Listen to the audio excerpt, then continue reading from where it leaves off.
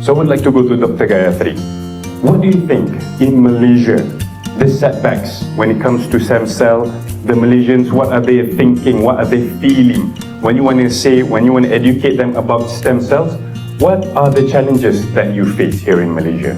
Thank you for the question. In the 4 years of my experience with Stemregen and stem cell and endogenous stem cell mobilization, well, there are two categories of people that I meet.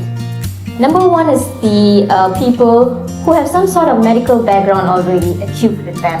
Some of them, they're just laymen and they have science knowledge from their reading articles.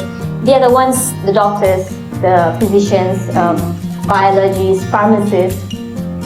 It's not so difficult to bring this knowledge to them because they already know what it's all about, and not a big challenge for me. The second category of the people, this is the majority of people that I meet, okay, most of the customers. So they have very minimal knowledge about not only medicine but specifically stem cell mobilization, endogenous, exogenous. They roughly know that stem cell exists, but they don't know in detail what it's all about. Each time I do an online webinar or an offline event is to educate them from the start. What are stem cells? What is the definition of stem cell? What are the functions of stem cells? How many types do we have?